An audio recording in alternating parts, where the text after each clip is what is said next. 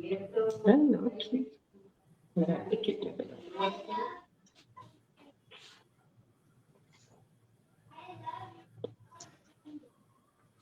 करना हो तो कहाँ से करना होगा? कोई बोलेगा दूसरा तो म्यूट करना। अभी म्यूट। नमस्कार दोस्तों, मैं हूं केवल बिंब मात्र, विस्तृत संसार तुम्हारा है और जिससे अंतर से स्वयं सुगंधित वो अभिसार तुम्हारा है। हर पूजा का प्रथम पुष्प है तुम्हें समर्पित है माते। मेरे इन कोरे भावों पर बस अधिकार तुम्हारा है। मेरे इन कोरे भावों पर बस अधिकार तुम्हारा है। आइए और हमारे कोरे भावों में समा जाइए, हमारी कलम की नोक पर रहिए, हमारी जीवा में बसिए, हमारे जहन में बसिए। हम जो भी लिखें, हम जो भी बोलें, हम जो भी कहें, वो देश हित में हो, लोक हित में हो, समाज हित में हो, दिलों से निकले और दिलों तक पहुंचे। आप सबके जहन को छूता हुआ इसी सृष्टि में विराजमान रहे, ऐसी उस सरस्वती माँ से कामना है। आज पथगामिनी के इस मंच पर हम एक खास चर्चा के साथ उपस्थित हैं। हमेशा जब हम यहाँ उपस्थित होते हैं तो कुछ ना कुछ नया करने का प्रयत्न करते हैं। आज हम फिर से कुछ नया करने के लिए यहाँ उपस्थित हैं। हमारे बीच में उपस्थित हैं एक दिन का सफर। इस एक दिन के सफर की रचयिता कल्पना मनोरमा जी। उस एक दिन के सफर में इन्होंने कितना लंबा सफर किया है। उस एक दिन के सफर को पाने के लिए हर पन्ने को एक नया अंजाम दिया है। तभी इस पुस्तक का नाम वो कह पाई हैं, एक दिन का सफर। लोग कहते हैं कि जिंदगी 4 दिन की है, पर मैं ऐसा नहीं मानती। एक इस जिंदगी में अगर हम बाल्यकाल से सोचना शुरू करें तो हम ना जाने कितनी जिंदगियां जीते हैं और तब भी जिंदगी बहुत छोटी सी लगती है। तो आइए इस जिंदगी का भरपूर मजा लें, इसका खूबसूरती से आनंद लें और भरपूर इसे जिएं। अपना एक मतला और एक शेर याद आता है इससे कि अपनी रंगत, अपनी सांसें, अपनी हस्ती जीनी है, माटी में रहकर माटी को जर्रा जर्रा जीना है। तो उसके नाम की मैं है तो फिर साकी जाम लबालब भर। उसके नाम की मैं है तो फिर साकी जाम लबालब भर। चुस्की चुस्की पी कर मुझको कतरा कतरा जीना है। तो आइए जिंदगी का मजा कतरा कतरा लें और चुस्की चुस्की इसका आनंद लें। इस एक दिन के सफर की चर्चा के लिए हमारे बीच में उपस्थित हैं डॉक्टर लक्ष्मी पांडे जी, जो डीन रही हैं, पूर्व सदस्य हिंदी सलाहकार समिति की, अल्पसंख्यक कार्य मंत्रालय भारत सरकार से। 10 मार्च को आपका जन्म है। धारणा कला सिवनी मध्य प्रदेश से आप आती हैं और आपकी शैक्षणिक योग्यता डॉक्टर हरि सिंह गौर विश्वविद्यालय से है और बीएससी की है आपने और एमए हिंदी साहित्य से किया है, पीएचडी भी किया है, डिलिट भी किया है और 3 अंतरराष्ट्रीय तथा 1 राष्ट्रीय सम्मान पत्र भी आपको प्राप्त है। आपकी प्रकाशित बहुत से ग्रंथ हैं, अपरिभाषित, उसकी अधूरी डायरी एवं लॉकडाउन, इन 3 उपन्यासों सहित 48 से अधिक आपकी पुस्तकें प्रकाशित हो चुकी हैं। आलोचना पर भी केंद्रित है आपकी बहुत सी पुस्तकें और ऐसी समृद्ध शख्सियत को अपने बीच में पाकर हम गौरवान्वित हैं। आपको हम सादर नमस्कार करते हैं और पथगामिनी के इस मंच पर आपका हार्दिक हार्दिक स्वागत करते हैं। हमारे बीच में उपस्थित हैं आदरणीय भालचंद्र जोशी जी। 17 अप्रैल को आपका जन्म है, आप हमारे वरिष्ठ हैं। आदिवासी क्षेत्र खरगोन में जन्मे भालचंद्र जोशी पेशे से आप इंजीनियर रहे हैं और अंग्रेजी साहित्य में आपने एमए किया है।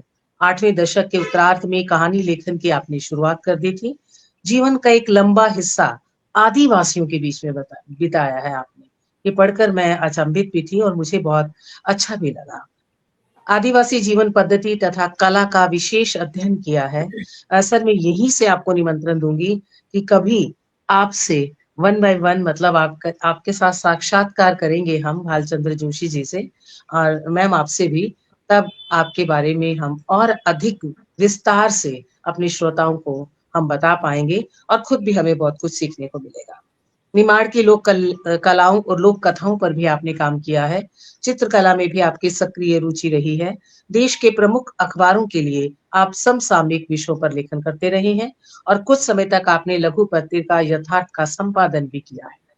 इसके अतिरिक्त हमारी बहुत फेवरेट पाखी में भी आप अपना कार्य करते रहे हैं और आज की जनधारा की अनेक महत्वपूर्ण विशेषांक तथा विषयों पर आपकी 7 पुस्तकों का आपने संपादन किया है। टेलीविजन के लिए भी आपने सीरीज में फिल्म लेखन भी किया है। तो बहुत लंबा आपका परिचय है। इतने से में ही हम समझ पा रहे हैं कि आप कहाँ हैं और हमसे कितने वरिष्ठ हैं हर क्षेत्र में।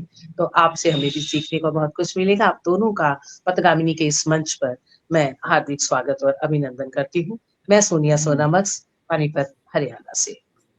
और आज की जो केंद्र बिंदु हैं, जिनकी पुस्तक पर हम लोग यहाँ बातचीत करने के लिए उपस्थित हैं, आप हैं कल्पना मनोरमा जी। आपका जन्म भी 4 जून को इटावा उत्तर प्रदेश में हुआ है। कानपुर विश्वविद्यालय से आपने एमए संस्कृत हिंदी किया है, बीएड हिंदी से किया है और माध्यमिक विद्यालय में 20 वर्षों तक आप हिंदी संस्कृत विषयों की अध्यापक रही हैं। 2022 में दिल्ली के टैगोर इंटरनेशनल स्कूल के हिंदी विभाग से सेवानिवृत्त होकर कुछ वर्षों तक जीपी अकादमिक पब्लिकेशन हाउस नोएडा में बतौर सीनियर एडिटर व हिंदी काउंसलर का पदभार आपने संभाला है और आप पत्रकारिता में स्वतंत्र लेखन भी करती रही हैं। आपकी बहुत सी प्रकाशित रचनाएं हैं। कब तक सूरजमुखी बने हम, बांस भर टोकरी, नदी सपने में थी, अब लौटने दो, इत्यादि इत्यादि। तो बहुत लंबा आपका भी परिचय है। बीच-बीच में हम आपके परिचय पर चर्चा करते रहेंगे। आपको सूर्यकांत निराला सम्मान, लघु कथा लहरी सम्मान, आचार्य सम्मान, काव्य प्रतिभा सम्मान के साथ-साथ साहित्य स्मृता टीकू पुरस्कार से भी कहानी आपकी पिता की गंध को सम्मानित किया गया है। आपको बहुत-बहुत बधाई है इसके लिए और हार्दिक-हार्दिक शुभकामनाएँ हम आपको देते हैं और आज के इस सफर को शुरू करने की मैं इजाज़त लेना चाहती हूँ आप सभी से। जी, बिल्कुल। तो बहुत शुक्रिया आप सभी का। तो चलिए इस हमारे पुस्तक की वरिष्ठ चर्चा की। जी सर, जी मैम। हमारे वरिष्ठ जोशी जी हमें अनुमति देंगे कि हम आगे बात करें। जी, बिल्कुल। तो आदरणीय जोशी जी से इजाज़त लेते हुए हम आज के इस सफर को आगे बढ़ाते हैं और मैं इसके लिए 1 दिन का सफर, 1 दिन के इस सफर को आपने कितने घंटों में पूरा किया आदरणीय लक्ष्मी पांडे जी? और इस सफर में क्या-क्या पड़ाव आए और उन पड़ावों पे जब आप रुकी, ठहरी तो आपने क्या-क्या महसूस किया? ये मैं इस पुस्तक की चर्चा के दौरान आपसे जानना चाहती हूँ। जी, आदरणीय ज़रूर, प्रोफेसर ज़रूर। लक्ष्मी पांडे जी, आपका स्वागत जी, करती हूँ। जी। धन्यवाद सोनिया जी। आपने बहुत ही सुंदर तरीके से हम लोगों का स्वागत किया है और बहुत ही काव्यमयी भाषा में किया है। उसके लिए आपको धन्यवाद कि एक तरह का माहौल बन गया। क्योंकि आज हम जिस पुस्तक पर चर्चा कर रहे हैं, 1 दिन का सफर, जी, उसकी भाषा भी इस तरह है कि वो गद्य तो है, लेकिन उसकी भाषा में इतनी काव्यात्मकता है कि आप कह रही हैं कि आपने 1 दिन का सफर किस तरह से तय किया, मैं कह रही हूँ 1 दिन के सफर ये पूरी किताब मेरे भीतर बस गई। क्या बात है! हाँ, और ये बहुत ही बेहतरीन, बहुत बहुमूल्य मुझे ये पुस्तक लगी, क्योंकि इन्होंने 1 दिन का सफर के माध्यम से कल्पना जी ने एक्चुअली स्त्री के पूरे जीवन को ही इसमें व्याख्यायित कर दिया है। स्त्री के जीवन का कोई ऐसा कोना, कोई ऐसा पड़ाव, कोई ऐसा उतार-चढ़ाव इन्होंने नहीं छोड़ा। कल्पना जी को मैं इस बात के लिए बधाई देती हूँ और मैं बहुत आश्वस्त हूँ एक एकेडमिक जगत से जुड़ी होने के कारण, एक टीचर होने के कारण और एक आलोचक होने के कारण भी समीक्षक होने के कारण भी, कि कई बार जब हम समीक्षाएँ के लिए किताबें हमारे सामने आती हैं या हम पढ़ते हैं या वर्तमान साहित्य जगत को हम देख रहे हैं, तो कभी-कभी हमारे सामने चिंता भी खड़ी हो जाती है, ये आप लोग बेहतर जानते होंगे कि क्यों? जी, लेकिन आपकी इस पुस्तक को पढ़कर मैं इतनी आश्वस्त हूँ और मैं ये कह सकती हूँ कि राजी सेठ और चित्रा मुद्गल, ये जिस तरह से एक शास्त्रीय मर्यादा को लेकर अपनी कहानियाँ और अपने उपन्यास लिखती रही हैं और इनकी तरह और भी बहुत माननीय जो लेखिकाएँ थी इसी मर्यादा को लेकर चलने वाली, आप उस परंपरा का निर्वाह कर रही हैं। क्या बात है! आप उस परंपरा को आगे बढ़ा रही हैं। तो ये एक आश्वस्त करने वाली बात इसलिए भी मुझे लगती है कि मैंने भारतीय काव्य शास्त्र में डीलिट की है, और जब हम अपने शास्त्रों को पढ़ते हैं तो उनमें सब साहित्य का सबसे पहला प्रयोजन यह होता है लोक मंगल और लोक रंजन। लोक मंगल करना है लेकिन लोक रंजन करते हुए करना है, और साहित्य का यह प्रयोजन जो लोक मंगल सबसे पहला प्रयोजन है, उसके लिए सारे नैतिक मूल्य ही उसकी मर्यादाएं हैं कि आपकी बेशक। भाषा कैसी होनी चाहिए, आप किस सीमा तक जाएंगे व्याख्यायित करने में। तो आपने इतनी खूबसूरती से उस सीमा का पालन किया है कि यह उपन्यास एक बेशकीमती उपन्यास बन गया है, और स्त्री विमर्श पर इसकी हर कहानी स्त्री विमर्श के लिए खरी उतरती है, और स्त्री विमर्श का जो पाठ्यक्रम है उसके लिए मैंने इस किताब को सजेस्ट भी कर दिया है कि स्त्री विमर्श का जो पाठ्यक्रम बहुत एमए बधाई में आपको पढ़ाया जाता कल्पना है जी। उसमें यह पढ़ाया जाए। इस किताब को पढ़ते हुए इसकी कहानियों को, इसमें 12 कहानियां हैं, और इसकी कहानियों को पढ़ते हुए हर बार मेरे मुंह से निकला कि वाह कल्पना जी क्या बात है, वाह क्या बात है। और ये पहली कहानी से लेकर लास्ट कहानी तक ये चलता रहा, और कहीं तो ठहर गए, कहीं चुप्पी लग गई, कहीं इनकी कहानियों को पढ़कर रोना भी आया, मन विगलित हो गया मेरा।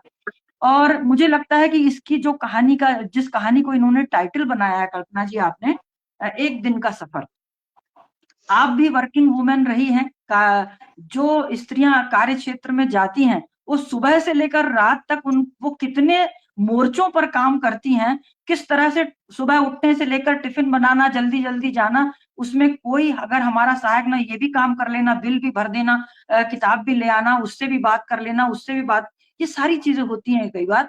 तो उसको पढ़ते हुए जितनी हड़बड़ी उसकी नायिका के अंदर है उतनी हड़बड़ी हमारे अंदर हो जाती है, और हमें लगता है कि कितनी बारीकी से अध्ययन किया है कल्पना जी ने इस चीज का। और वो एक दिन का सफर, स्त्री के जीवन के एक दिन के बारे में इन्होंने बताया है, उसका अंत होता है जाकर, मुझे लगता है किसी स्त्री के जीवन में अगर ये आरंभ होता होगा तो अंत उसका आखिरी सिगरेट, आखिरी सिगरेट जो एक आखिरी कहानी है, वो तो बिल्कुल मेरे मन में घुल मिल गई। ये बताऊं मैं आपको, मुझे लगता है एक महिला के सपने, उसकी आकांक्षाएं, उसके विचार और उसकी पर्सनैलिटी, मतलब उसका व्यक्तित्व जो कुछ है, वो सारा सब कुछ वो अपने पति के साथ जोड़कर ही देखती है, घूमती, उसका पूरा जीवन अपने पति के आसपास ही घूमता रहता है। लेकिन बेशक। इन्होंने आखिरी सिगरेट कहानी में, जो वो एक शाम के समय, तो शाम हो रही है और उन्होंने कहा, नायिका कहती है कि मैं चलो घूम कर आते हैं।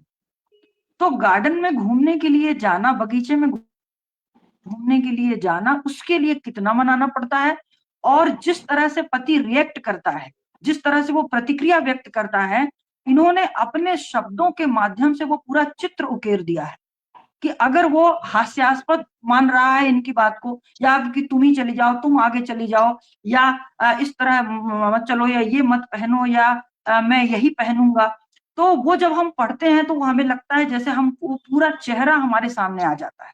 तो इस तरह की चित्रात्मक भाषा, इस तरह की एक डूब में ले जाने वाली भाषा, इस तरह की बारीकी भावों को पकड़ने की जो आपके अंदर है, उसके वो सचमुच सराहनीय है, और उसके कारण यह कहानी मुझे लगता है कि सदा स्मरणीय रहेगी।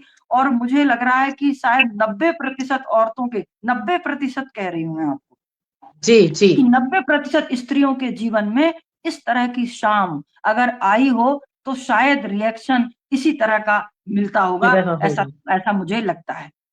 और ये मैं कहूंगी कि कहा जाता है कि स्त्री किसी भी पुरुष के जीवन में आए, चाहे वो पत्नी बनकर, बेटी बनकर, मित्र बनकर, प्रेमिका बनकर, माँ बनकर, किसी भी रूप में स्त्री आए तो उस पुरुष का जीवन उत्सव हो जाता है, या यज्ञ और अनुष्ठान की तरह हो जाता है, उसकी एक व्यवस्थित गृहस्थी हो जाती है, वो एक आश्वस्ति उसके जीवन में आ जाती है, ऐसा कहा जाता है। लेकिन मैं समझती हूँ कि इतने सब कुछ के बावजूद कि पुरुष के जीवन को एक व्यवस्था, एक अनुशासन, एक उत्सव वाला माहौल देने वाली स्त्री के जीवन में दर्द कभी भी अनुपस्थित नहीं होता। दर्द की धारा, पीड़ा की धारा अनवरत प्रवाहित रहती है।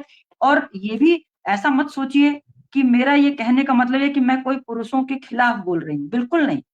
100% स्त्रियां ऐसी नहीं हैं जो पुरुषों के जीवन को उत्सव बना दें, और ना ही 100% पुरुष ऐसे हैं जो स्त्री के जीवन को उत्सव बना दें। लेकिन एक जी। पता नहीं उसके साथ एक जो उसको वरदान मिला है वो सृष्टि की धुरी है। यानी दर्द जो है वो जीवन का नमक है, वो हमारे जीवन को एक गरिमा, एक गौरव प्रदान करता है। जब हम वो सारी परिस्थितियों को हंसते हुए झेल लेते हैं, सारी पीड़ा को झेल लेते हैं, तभी हम उन सारी चीजों में समन्वय स्थापित कर पाते हैं। इसलिए हम कह सकते हैं कि दर्द जीवन का नमक है, और ये नमक स्त्री के जीवन को कुछ ज्यादा ही नमकीन बनाता है। लेकिन और इसके कारण जो इस सृष्टि की वो धुरी कही जाती है, तो सृष्टि की धुरी कहे जाने का जो वरदान उसको मिला है वो अक्सर उसके जीवन में अभिशाप की तरह छाया रहता है। ये मैं अनुभव करती हूँ कि सब कुछ करने के बाद भी स्त्री के जीवन से वो पीड़ा की लहर कभी नदारद नहीं होती, और वो जो कुछ एक्सपेक्ट करती है अपने साथी से या अपने बच्चों से या अपने आसपास घिरे हुए लोगों से, कोई भी हो, चाहे उस यानी कभी-कभी तो ये होता है कि स्त्रियां अपने आसपास की स्त्रियों से भी वो नहीं पाती जो कि वो एक्सपेक्ट करती हैं, आशा करती हैं उनसे। ऐसा हो जाता है। और इसका अच्छा उदाहरण ये है कि सबसे पहली कहानी जो है कितनी कैदें, कितनी कैदे में देखिए कि माँ जो है वो अपने पति के यानी बच्चियां जो हैं उनके पिता के ही अनुशासन में रहकर उनकी बात मानकर, यानी उनसे कोई विरोध नहीं करती, ये नहीं कहती कि आप गलत कह रहे हैं। अगर लड़की किसी शहर की स्वतंत्र विचारों वाली लड़की के साथ घूम फिर रही, लड़की के साथ, लड़के के साथ नहीं, लड़की के साथ घूमने पर भी उसकी पढ़ाई बंद कर दी जाती है। तो भाई अगर लड़की के साथ वो स्वतंत्र रूप से रहने वाली लड़की के साथ अपने संबंध बना रही है, संबंध मतलब कि दोस्ताना उसके साथ कायम कर रही है, तो इसमें तो कोई बुराई नहीं होनी चाहिए। लेकिन इस बात पर भी आपत्ति जताते हुए अगर उसकी पढ़ाई बंद कर दी जाती है तो माँ कुछ नहीं बोलती, और वो बिल्कुल अपने पति के साथ खड़ी हो जाती है। लड़की की पढ़ाई बंद, समय से पहले उसका विवाह हो गया। और मुझे सच में ये चीज बहुत अच्छी लगी, जब उस लड़की की शादी होती है तो वो अपने माँ के गले लगती है लेकिन आंसू नहीं बहाती। मुझे ऐसा बहुत लगता है अच्छी जैसे बात। मैंने ही प्रतिशोध ले लिया उस स्त्री के साथ। मुझे लगा कि इसको प्रतिशोध लेना चाहिए कि ये कैसी माँ है जो अपनी बेटियों को नहीं समझती।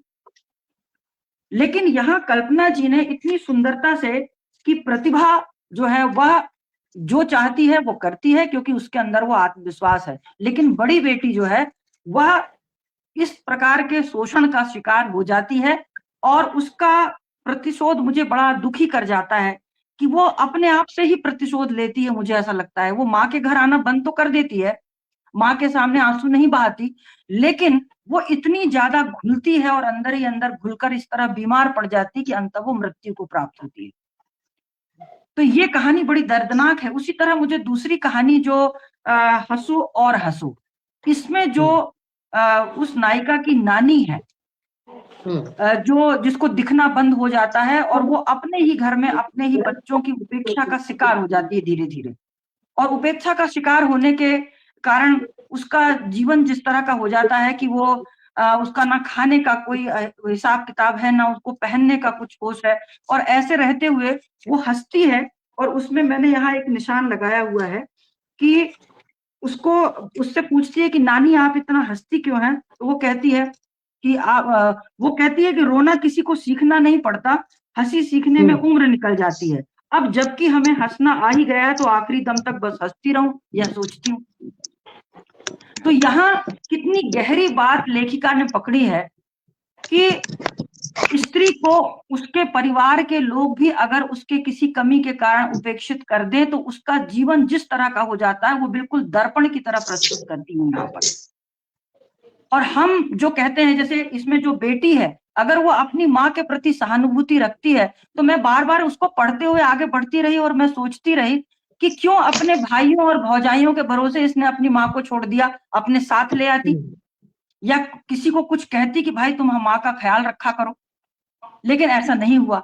अब ये जो कहानियां हैं ये समाज की वास्तविकता को दर्शाने वाली हैं एक्चुअली, कि जब हम समर्थ होते हैं तो सारा संसार हमारे साथ होता है।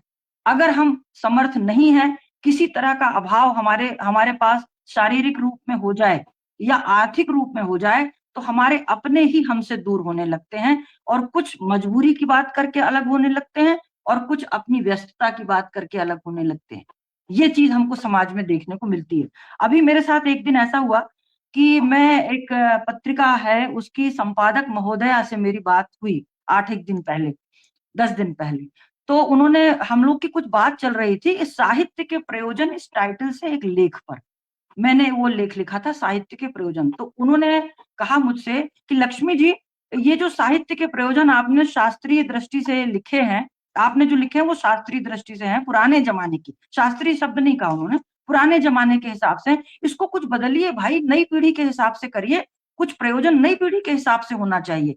तो मैंने कहा कि भाई वो तो बच्चों को हमें शुरू से सिखाना जरूरी है, आरंभ से ही, और मैं टीचर हूँ तो यूनिवर्सिटी में पढ़ाती हूँ, तो मेरे यहाँ तो जो फर्स्ट सेमेस्टर में बच्चे आते हैं, हमको उन्हें इसी भाषा में समझाना। देखिए आप, उन्होंने मुझे टोका, देखिए आप उन्हें बच्चे कह रही हैं, आप उन्हें बच्चा मत कहिए, देखिए आप लोग बच्चा समझना छोड़ दीजिए। यानी उन्होंने एकदम से मुझ पर वो चीज किया, अटैक कि तुरंत छूटते कि नहीं नहीं। तो मैंने कहा भाई अब 12th से आते हैं तो वो तो बच्चे, देखिए आपने फिर बच्चा कहा, उन्होंने मुझे टोका कि देखिए आप फिर बच्चे कह रहे हैं 12th से आए हुए बच्चों को, तो वो बच्चे नहीं है, उनको आप बड़ों की तरह ट्रीट कीजिए और बड़ों की तरह बात कीजिए और उनके लिए बड़ों की तरह ही प्रयोजन लिखिए, आप अपने प्रयोजन में चेंज कीजिए, तो उसको आज के लायक बनाइए। तो मैं थोड़ा हतप्रभ हो गई और मुझे दिमाग में ये चीज आई कि आजकल के बच्चे जो समय से पहले बड़े हो जा रहे हैं और जिस उम्र में उनको जो नहीं जानना चाहिए वो जान रहे हैं, इसके लिए इसी प्रकार की मानसिकता के लोग उसके लिए जिम्मेदार हैं। ये मैंने उनसे कहा नहीं, लेकिन मैंने सोचा, और उस बात को पुष्ट करती है कल्पना जी की एक कहानी है, गुनीता की गुड़िया। तो उस कहानी में जो माँ है वो अपनी बच्ची के लिए ऑस्ट्रेलिया से एक ऐसी गुड़िया लेकर आती है जो प्रेग्नेंट है, छोटी बच्ची के लिए, और वो ये कहती है अपनी सास से कि वो पूछती है कि अरे ऐसी कैसी गुड़िया, इसका पेट इतना निकला हुआ है। तो वो कहती है कि वहां मेरी एक फ्रेंड अपनी बच्ची के लिए खरीद रही थी ऑस्ट्रेलिया में, तो मैंने भी इसके लिए खरीद लिया प्रेग्नेंट गुड़िया। और वो उसके पेट की चेन खोल देती है कि देखो इसके पेट में 2 बच्चे हैं। अब आप सोचिए कि इस बात से उसकी जो नायिका है यानी सास जो है वो आहत होती है, उसको याद आता है कि हमारे जमाने में अपने बच्चों के सामने कितनी सीमा तक बात करना है, क्या उनको सिखाना है, किस तरह से अदब कायदा सिखाना है, ये सारी बातें हमारे जमाने में होती थी। लेकिन आजकल छोटे से बच्चों को माएं वो बता रही हैं जो कि उनको इस समय उसकी कोई समझ ही नहीं। तो छोटे से बच्चे को उस तरह की गुड़िया लाकर देने वाली वो कहानी मैंने पढ़ा, तो मुझे वो उनकी मैडम की वो बात कि आप बच्चों को बच्चा मत समझिए, यानी बच्चों को बच्चा ना समझ के उनको समय से पहले ऐसी चीजें सिखाना, यानी उनके बचपन को हम छीन रहे हैं एक तरह से, यह कहकर कि हम इनको स्वतंत्रता दे रहे हैं, हम इनको मैच्योर बना रहे हैं कि ये अपने दम पर अपने आत्मबल के बूते पर आगे जिए। तो ये तो मुझे एक तरह का बड़ा गलत चीज लगी, और उन्होंने गलत साबित किया है कल्पना जी ने, ये मुझे बहुत अच्छा लगा कि उनको उस स्त्री का अपनी बच्ची के लिए इस तरह से प्रेग्नेंट गुड़िया लाना उनको पसंद नहीं आया। और उन्होंने कहा कि वो कहती हैं कि जिस समाज में गुड़िया रहती है वह खतरनाक है, तुम अपनी गुड़िया को नदी में तैरने के साथ समुद्र नापना भी सिखाना, मान्यताओं की परिधियों को तोड़े बिना उसे बड़ी बनना सिखाना, भले गुड़िया की किस्मत अच्छी ना हो लेकिन सपने देखना वह कभी ना छोड़े। ये मैंने इसको अंडरलाइन किया था इन लाइनों को कि आपकी कहानियों में प्रेरक तत्व हैं, आपकी कहानियों में वो भारतीय संस्कृति की मर्यादा है जो कि हमें अपने बच्चों को सिखाना ही पड़ेगा। देखिए ये 21वीं सदी और उत्तर आधुनिकता की बात लोग करते हैं और उनको ये लगता है कि नहीं नहीं बच्चों के साथ बड़ों जैसा ही व्यवहार करना चाहिए और सिखाना चाहिए, लेकिन उसके दुष्परिणाम आप अभी से देख रहे हैं कि छोटी सी उम्र में फर्स्ट ईयर सेकेंड ईयर में पढ़ने वाला बच्चा तनावग्रस्त होकर आत्महत्या कर लेता है, फांसी लगा ले रहा है, जहर पी ले रहा है, कुएं में कूद जा रहा है, तालाब में कूद जा रहा है, जबकि इस उम्र में उसको आत्महत्या की परिभाषा मालूम ही नहीं होना चाहिए। हमें तो नहीं मालूम था अपने जमाने में, इस उम्र में जिस उम्र में उनके लिए जीवन उत्सव की तरह होना चाहिए, सपने की तरह होना चाहिए, आगे बढ़ने के लिए उनके पास इतने रास्ते होने चाहिए कि वो चयन करें और आगे बढ़ें, लेकिन इस उम्र में हम उनको ऐसा क्या सिखा रहे हैं, ऐसा क्या माहौल हम उनको दे रहे हैं कि समय से पहले मैच्योर होकर, या मैच्योर नहीं कहूंगी इमैच्योर होकर, अर्ध मैच्योर यानी अर्ध परिपक्व होकर, और वो इस तरह का कदम उठाते हैं। तो क्या हमें ऐसा नहीं लगता कि नए जमाने की बातें करना, नए मूल्यों को सिखाना, जैन जी के साथ ये करना चाहिए, ये बातें बोलना एक अलग बात है, लेकिन वास्तविकता हमारे सामने ये आती है कि बच्चों को उनका बचपन जीने देना चाहिए, कि जिस उम्र में जिस चीज को जानना है उसी उम्र में वो उस चीज को जाने, उसके पहले हमें बताने की आवश्यकता नहीं है। वैसे भी हमारी सरकार और संस्थाएं ऐसी हो गई हैं कि स्त्रियों के जीवन के गोपन को उन्होंने बिल्कुल गोपन बनाकर रखा ही नहीं, सब कुछ ओपन कर दिया है। बहुत गोपनीय बातों की भी चर्चा मंच पर होती है, वो शेयर करते हैं मंच पर, उसमें महिलाएं भी शामिल हैं। और मर्यादा, इस मामले में मर्यादा तो चिंदी चिंदी हो गई, मुझे ऐसा लगता है, क्योंकि जब मैं अपने आसपास शैक्षणिक संस्थाओं के मंच पर उन चीजों को, जो बच्चियां अपने आप अपनी उम्र में अपनी माँ से घर पे सब कुछ सीख जाती हैं या अपने आप सीख जाती हैं, उनको पुरुषों के साथ मंच पर, चौराहे पर डिस्कस करने की क्या जरूरत है, ये मुझे लगता है हमेशा। तो उसी सारे संदर्भ में मुझे ये कहानी बहुत प्रेरक लगी, और यह भी लगी कि इस कहानी को पढ़कर सबके दिमाग में ये चीज जरूर आएगी कि नहीं, ऐसा नहीं होना चाहिए, समय से पहले हमें हर एक को हर चीज सिखाने की आवश्यकता नहीं है। बच्चे जिसको जिस उम्र में जो चीज सीखनी होती है, उसे, हमें केवल आवश्यकता इतनी है कि उनके अंदर नैतिक मूल्यों की खाद हम इस तरह से डालें कि वो स्वतंत्र भी रहें, अपने विवेक से चयन भी करें, लेकिन मर्यादा का महत्व समझें कि स्वतंत्रता के साथ मर्यादा शब्द जुड़ा हुआ है, आत्मानुशासन शब्द जुड़ा हुआ है। ये बात बच्चों को बताने की बहुत जरूरत है, और मुझे खुशी है कि कल्पना मनोरमा जी की कहानियां इस कसौटी पर खरी उतरती है। बहुत अच्छा। और इसकी 12 कहानियों में से, जैसे एक कहानी है कोचिंग वाली, कोचिंग क्लास वाली एक कहानी है, तो उस कहानी में कोचिंग रूम कहानी है। उसकी जो टीचर है, मतलब नायिका है, जो अपने छुट्टी के दिनों में कोचिंग क्लास चलाती है, बच्चों को मुफ्त में पढ़ाती हैं। तो वो मुझे अच्छा लगा कि एक सौतेली माँ अपनी बच्ची के साथ बुरा व्यवहार करती है, अपने मित्र के द्वारा उसका शोषण करवाती है, उसके बाद दोनों मिलकर उस बच्ची को जलाने की कोशिश करते हैं। नौकरानी उसी समय घंटी बजा देती है, इसलिए वो बच्ची बच जाती है। ऐसी बच्ची जो गुमसुम हो गई है, उसको वो नायिका जिस अच्छी तरह से वो सिखाती हैं कि उसके गए हुए खोए हुए कॉन्फिडेंस को लौटाती हैं, आत्मविश्वास को लौटाती हैं, वो चीज मुझे बहुत अच्छी लगी। और मैंने उनका ये एक पॉइंट भी कोट किया है कि बेहया बनो। वो कहती है, उसमें एक कोटेशन है कि अपनी माँ के बारे में बताती है, उस बच्ची को बताती है कि मेरी माँ कहती थी कि स्त्री को रात रानी के फूल की तरह क्या ही बनना, जो रात के अंधेरे में जन्म लेता है और सूरज का मुख देखे बिना डाल से टपक कर मर जाता है। बनना है तो बेहया बनो, मौसम की हजार मुश्किलों को धता बताते हुए आत्मनिष्ठा और प्रतिष्ठा में जीता है। तुम भी मन भर जिंदा दिली से जियो, बिल्कुल बेहया की तरह।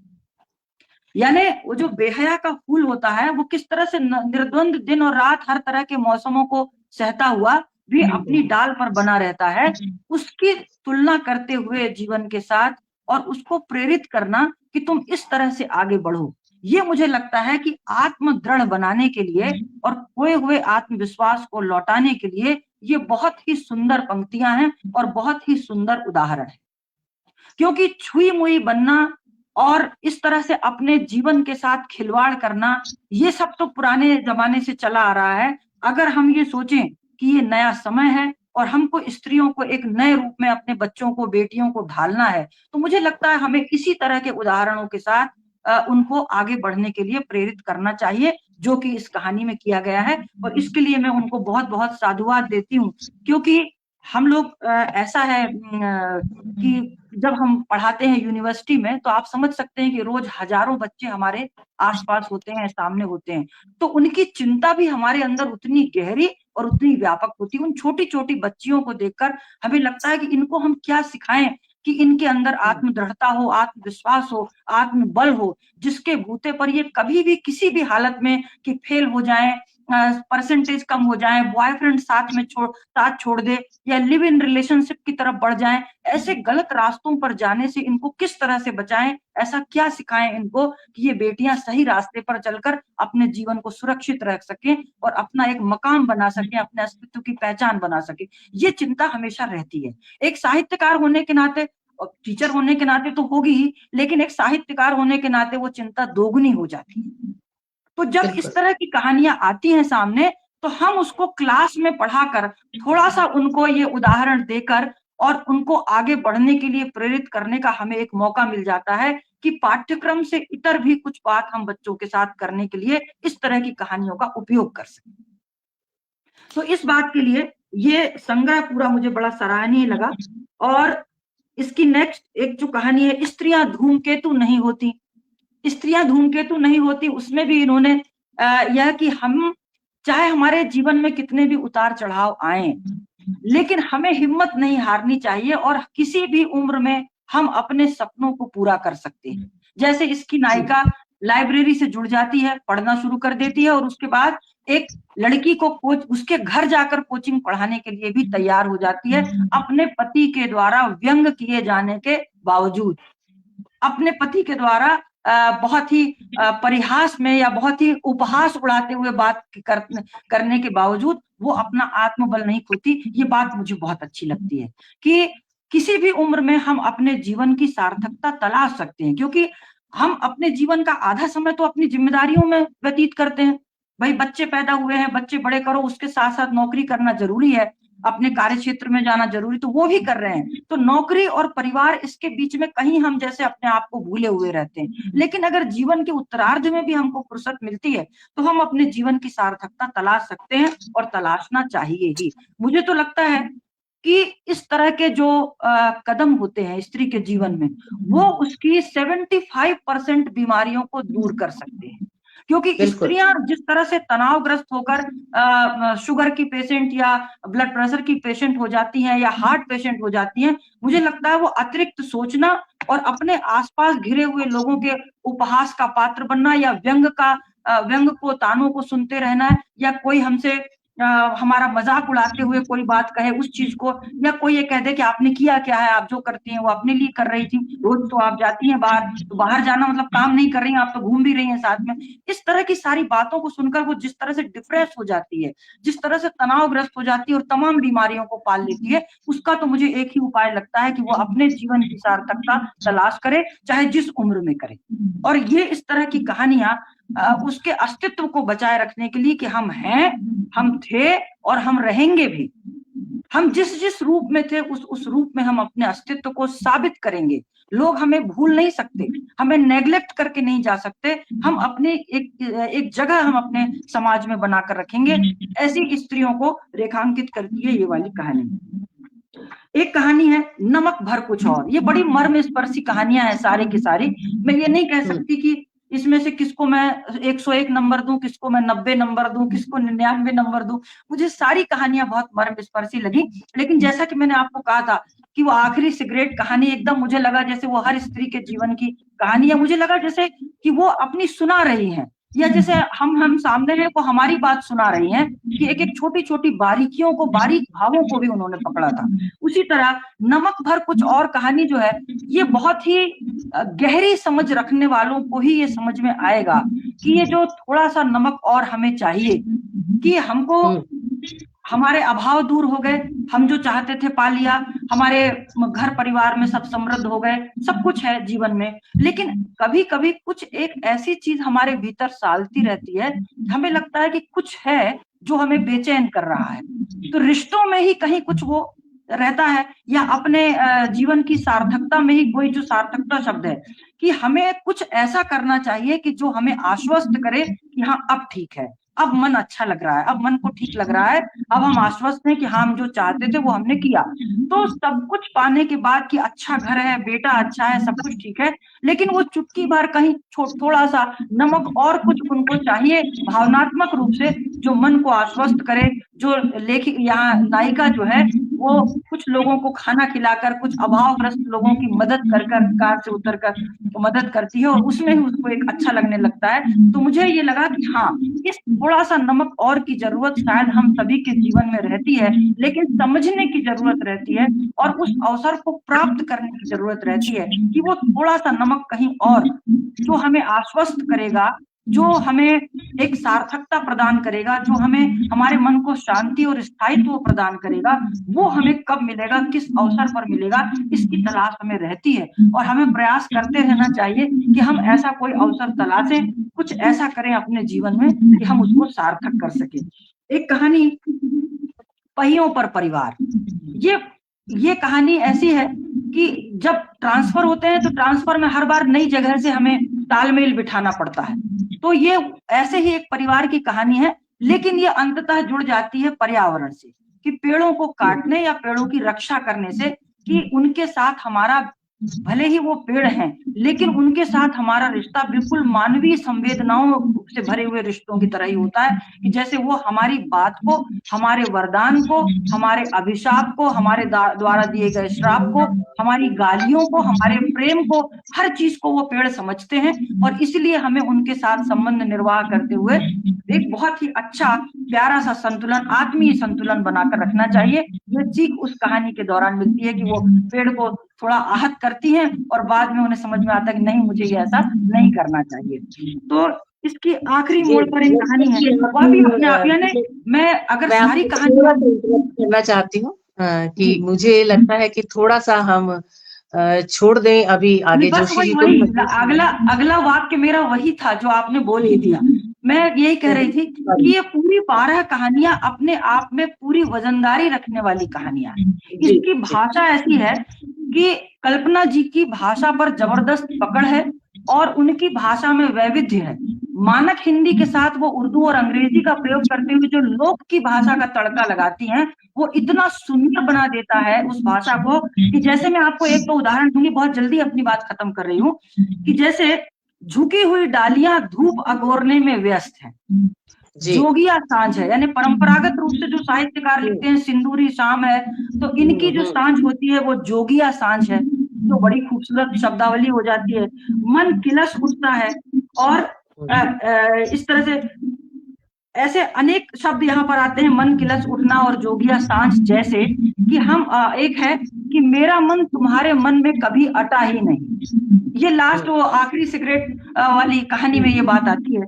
तो मैं कहना चाहूंगी कि इस भाषा के लिए कि जितनी प्रवाहमयी, मर्म स्पर्शी और मन को विगलित कर देने वाली भाषा का प्रयोग आप करती हैं, क्योंकि जो कथ्य है वो कथ्य को वहन करने वाली भाषा ही होती है।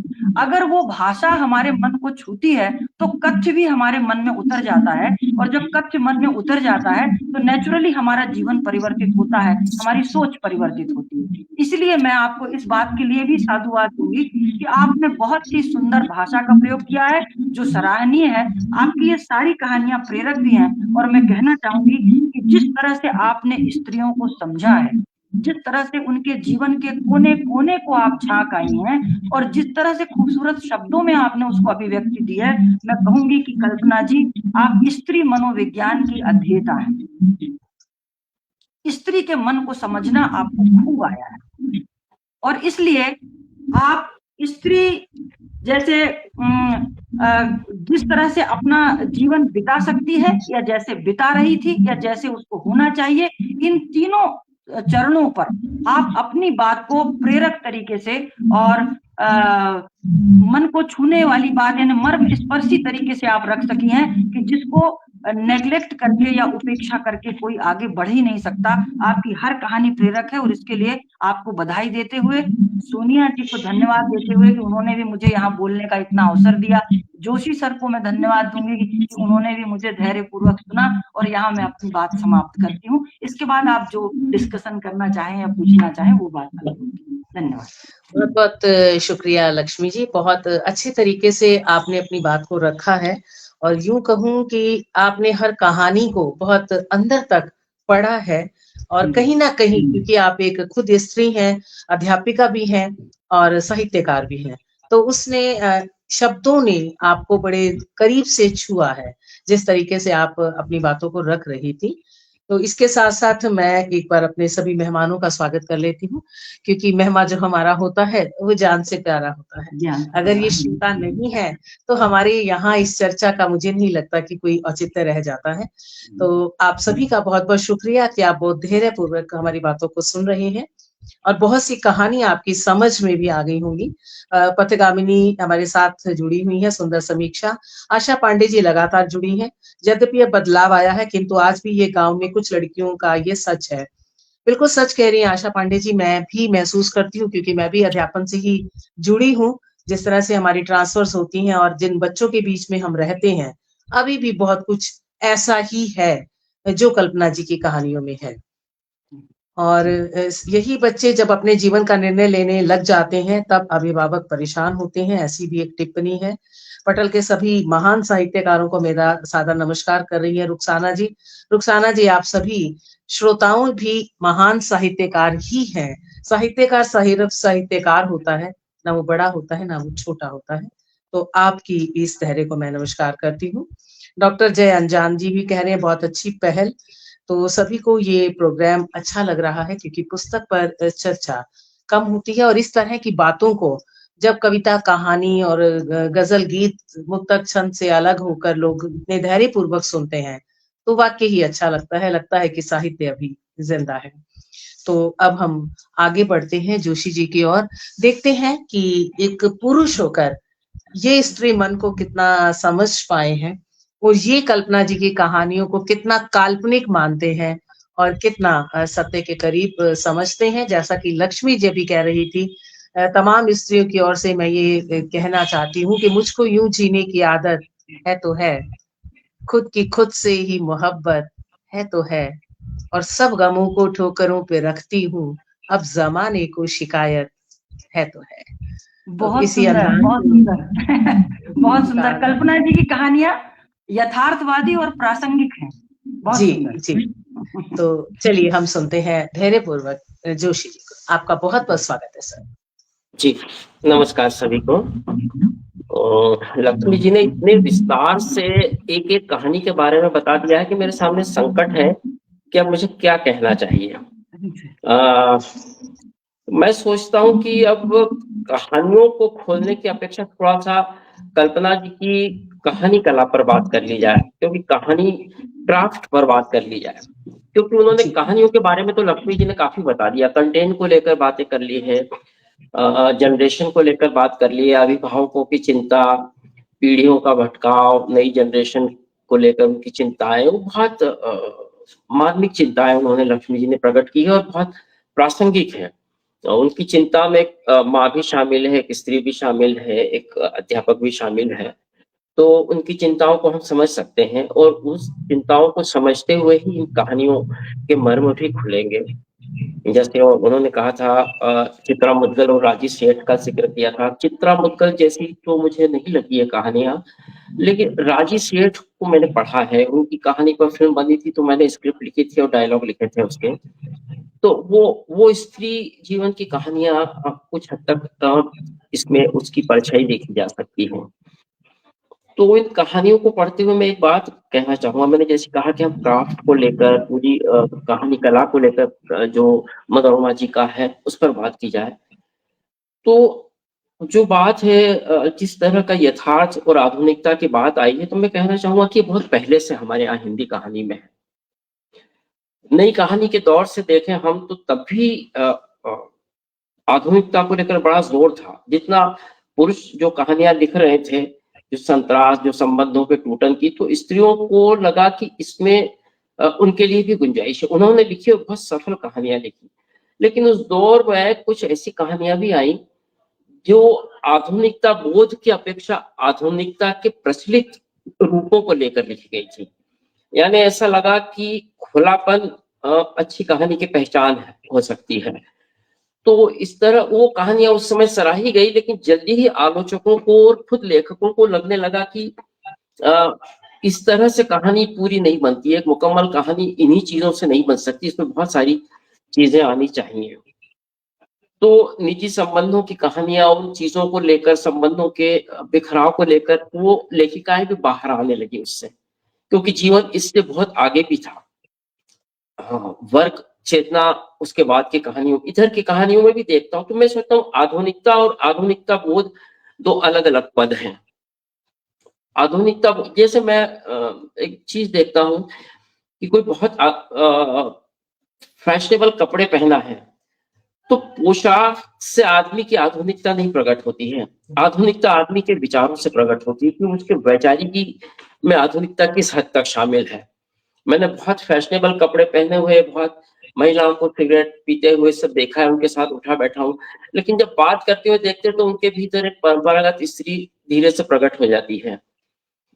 तो फिर मुझे लगा कि नहीं, तो एक किस्म का फाक है दोनों चीजों में। वैचारिकी अलग चीज है, और जो प्रकट है वो अलग तरह की चीज है। ये पुरुषों में भी है, ऐसा नहीं कह रहा हूँ कि स्त्रियों में है, दोनों तरह की चीजों में आता है, हर कहीं देखा जा सकता है। इधर भी हम देखते हैं एक जो महिला लेखन आया है वो इतना खुलापन, एक एंग्रिकता उसमें है, बोल्डनेस को जो नई कहानी के समय भी था वो आज भी ऐसा माने जाने लगा कि यही कहानी का आधुनिकता बोध है। कहानी का आधुनिकता बोध स्त्री की चिंता में प्रकट होना चाहिए, दृश्यों में नहीं। हम अब मैं देखता हूँ कि दृश्यात्मकता में आधुनिकता को प्रकट किया जाता है, उसकी वैचारिकी को। तो वो अब जैसे मैं इस कहानी को, इनकी एक कहानी का मैं जिक्र करना चाहूंगा, मैंने कुछ निशान भी लगा कर रखे हैं।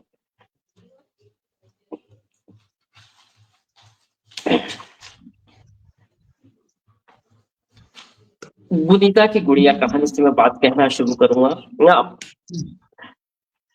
मनोरमा जी, आपने से पहले कहते एक वाक्य बहुत अच्छा लगा मुझे, आपने जो लिखा कि माँ बच्चों का बसंत होती है, बहुत ही खूबसूरत वाक्य है। माँ को इससे अच्छे और शब्दों में कोई प्रकट नहीं किया। एक बड़ी से बड़ी कविता, एक बड़ा सा बड़ा गद्य इसे पंक्ति के आगे छोटा है, बहुत खूबसूरत वाक्य है, इसमें सारी चीजें शामिल हो गई है, बहुत अच्छा। मैं उसको अंडरलाइन करके रखा। तो ये कहानी दरअसल शुरू होती है एक ऐसी स्त्री जो, उसकी बहू ऑस्ट्रेलिया गई हुई है और पोती उसके पास है, जो बहुत घुली मिली है, दोनों के बीच बहुत गहरे संबंध है। बहू जब लौट कर आती है, जैसे लक्ष्मी जी ने बताया कि मैं गुड़िया लेकर आती, बार्बी डॉल, वो प्रेग्नेंट डॉल है, तो उसको धक्का लगता है थोड़ा सा दादी को। लेकिन एक अच्छी बात यह है कि वो धक्का लगता है लेकिन वो प्रकट नहीं करती अपने आहत होने को, वो धीरे धीरे चीजों को समझ रही थी। वरना उसने अपनी माँ की स्थिति भी देखी थी, जब ऐसी ही एक गुड़िया उसने बनाई थी, उस समय बार्बी डॉल एक मिडिल क्लास फैमिली में लाना संभव नहीं था, उसने एक गुड़िया बनाई, तो वो गुड़िया, उस गुड़िया में उसने क्या किया था कि थोड़ी सी वयस्कता ला दी थी, जो एक मध्यवर्गीय परिवार के लिए बड़े धक्के की तरह था। खुद उसकी माँ चिंतित हो जाती कि तुमने, उसका एक वाक्य है, आप मैं पढ़कर बताऊंगा कि आजकल तुम किसके साथ खेलती हो, गुड़िया की छाती फूली फूली क्यों है, क्यों बनाई तुमने चोलीदार गुड़िया, क्यों तुम जल्दी बड़ी हो जाना चाहती हो, क्यों तुम्हें छोटे रहने में चैन नहीं, खुद भी मरोगी और मुझे भी मरवाओगी। ये जो आखिरी वाक्य है, उसकी वयस्कता वो उसके भय में प्रकट होती है कि ये जानती नहीं कि किस परिवार में, जो पूरी पितृ सत्तात्मकता के घेरे में है, उसके आतंक के, वो आतंक को उसकी माँ ने देखा था, क्योंकि उसका पिता कहता है ना कि गड्ढे खोद कर दोनों को दफना दूंगा यदि कुछ ऐसा हुआ तो किसी को पता नहीं चलने दूंगा कि दोनों कहाँ गई। तो वो जानती थी, वो उस बच्ची के इनोसेंस को वो समझ रही थी, लेकिन उसको बढ़ावा नहीं देना चाहती थी। वही बच्ची जब बड़ी होती है गुनीता और उसकी पोती आती है, तो वो प्रेग्नेंट डॉल को देखकर एकदम रिएक्शन नहीं देती, उसने चीजों को देखा था, समझा था, लेकिन उसकी चिंता जाती है दूसरी जगह पर कि बाजार आदमी को कहाँ ले जाकर छोड़ेगा, ये कैसी तरक्की है, ये कैसा विकास है। वो उसको विकास से जोड़कर देखती है कि बाजार जो आया तो है विकास के नारे के साथ, लेकिन उसका विकास से कोई लेना देना नहीं है। देखिए, बाजार ने हमारे जीवन में वो दुख और चिंताएं खोल दी जो जीवन में है ही नहीं, उसने हमारे विचारों में डाल दी। हम सीरियल देखते हैं, मैं देखता था अपने परिवारों में महिलाओं को कि वो दुखी होती रहती थी उनको देखकर। मैंने कहा कि ये जो दुख बताए जा रहे हैं सीरियल्स में, वो तुम लोगों के जीवन में, किसी भी मध्य वर्ग के जीवन में है ही नहीं इस तरह की, लेकिन वो दृश्यों में है, वो बाजार पैदा कर रहा है। मैंने बहुत पहले जब कहा था लोग टेलीविजन के खिलाफ थे, तो मैंने कहा कि टेलीविजन नहीं है ये, टेलीविजन माध्यम में बाजार ये चीजें पैदा कर रहा है। तो लोगों ने मेरा बड़ा मजाक उड़ाया था, मैंने कहा नहीं, टेलीविजन तो उपकरण की तरह इस्तेमाल हो रहा है, ये बाजार ने आवश्यकता को इच्छा में बदल दिया, जो हमें जरूरत नहीं है वो चीजें हमारे घर में आने लगी। उन्होंने बाजार ने कर दिया कि आपकी जो इच्छा हो रही है जरूरत ही है आपकी, आप इसको ले आइए, इसके आपको जब हम बाजार जाते हैं तो कई ऐसी चीजें साथ में आ जाती हैं जिसकी तात्कालिक जरूरत नहीं होती हमें। हम 2-3 दिन से बीमार हूं, मैं पानी पी लीजिए, बोलने में तकलीफ हो रही। तो मौसम भी ऐसा हो रहा है। ये चीजें कहानी की महत्वपूर्ण हिस्सा है कि किस तरह से चीजें बाजार एक चीजों को हम सब बाजार उसको प्याज के छिलकों की तरह हो रहा है कि आप एक परत हटाते हो तो दूसरी परत सामने आ जाती है। आप एक पीढ़ी को संभालने की बात करते हो, अगली छलांग में नई पीढ़ी पर चला गया, उसके बाद वो जेन ज़ी पर आ गया है। देखिए, ये चीजें जो हमारी चिंताएं जो लक्ष्मी जी प्रकट कर रही थी, मैं उनसे सहमत हूँ बहुत बिल्कुल। लेकिन ये तो तभी हो गया था जब हमने बाजार के दरवाजे खोले थे। जिस दिन आज से 20-25 साल पहले जब हमने एमएनसी के लिए दरवाजे खोले, उसी दिन ये तय हो गया था ये होना है। फिर अब आप ये नहीं कह सकते कि वैलेंटाइन पर कार्ड्स क्यों बंट रहे हैं। जैसे ही सोशल मीडिया आया, कार्ड्स बंद हुए तो दूसरी चीजें आ गई।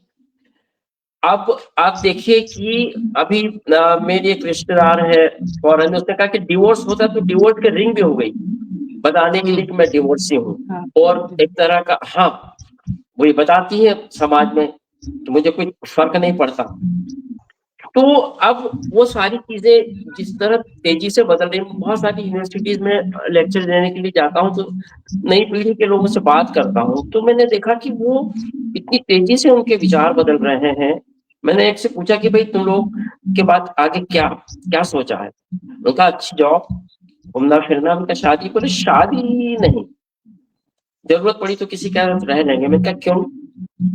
रिश्तों में विश्वास नहीं? बोले रिश्तों में बहुत विश्वास है, लेकिन क्या है कि यदि आज डिवोर्स होता है किसी से, मेरी 60 लाख 70 लाख की सैलरी है, मैं डिवोर्स लूंगा तो पूरा सारा पैसा खींच ले जाएगी मुझसे, मेरे को तो कंगाल कर देगी, तो मैं झंझट में ही क्यों पड़ूं?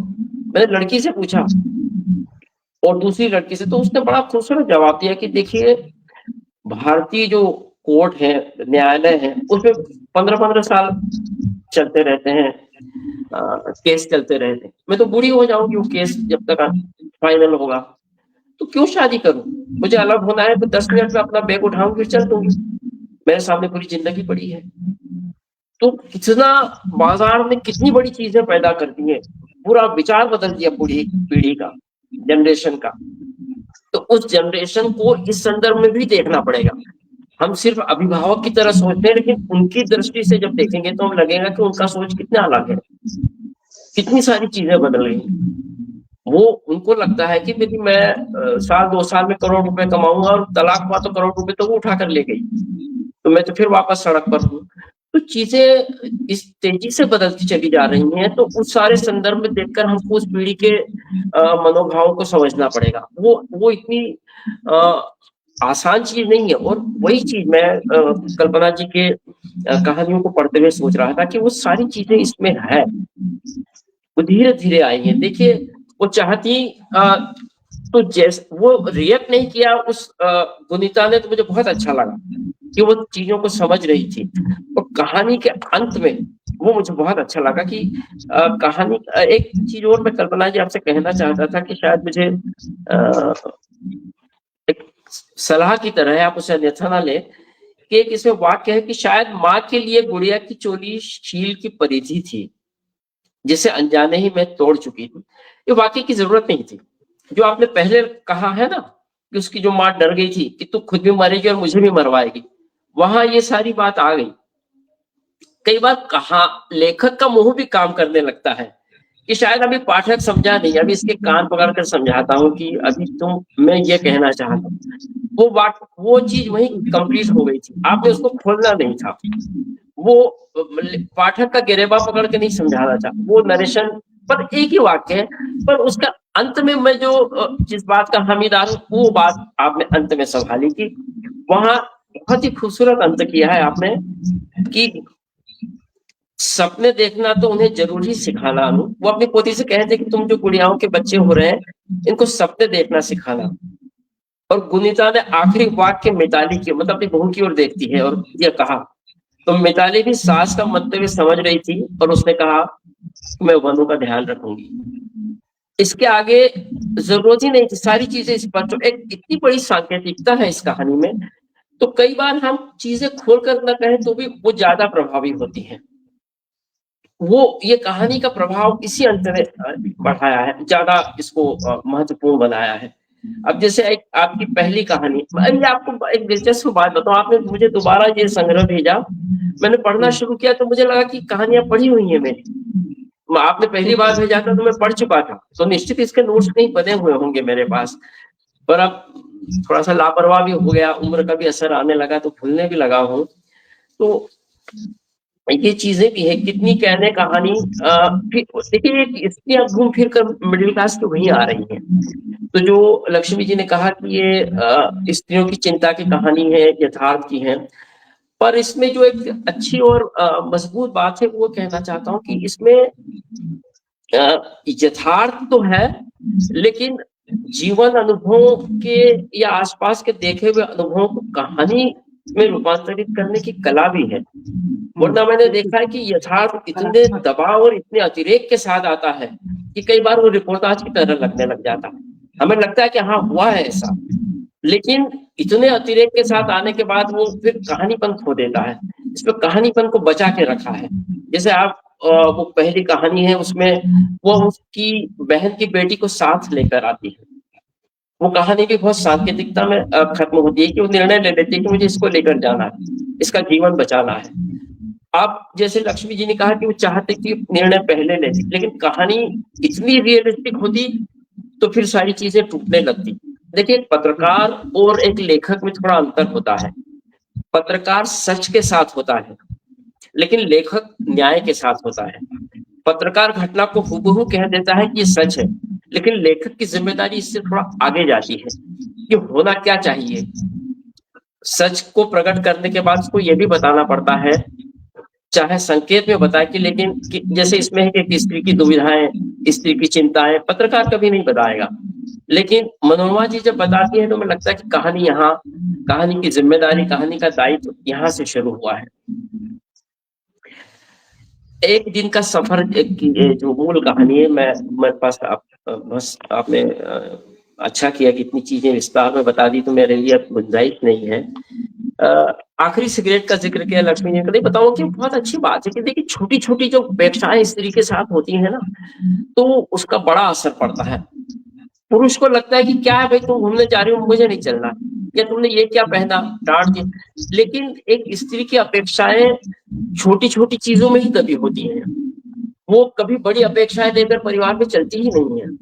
उनको यही लगता है कि कह दे कि अरे तुम चाय अपने लिए भी बना लो, मैं घूमने जा रहा हूँ, चलो तुम भी साथ चलो, अच्छा तुम जा रही, चलो मैं भी साथ चलता हूँ। उसकी खुशी इन छोटी छोटी बातों में होती है, और छोटी बातों की उपेक्षाओं में अलगाव के बड़े कारण फिर प्रकट होने लगते हैं धीरे धीरे।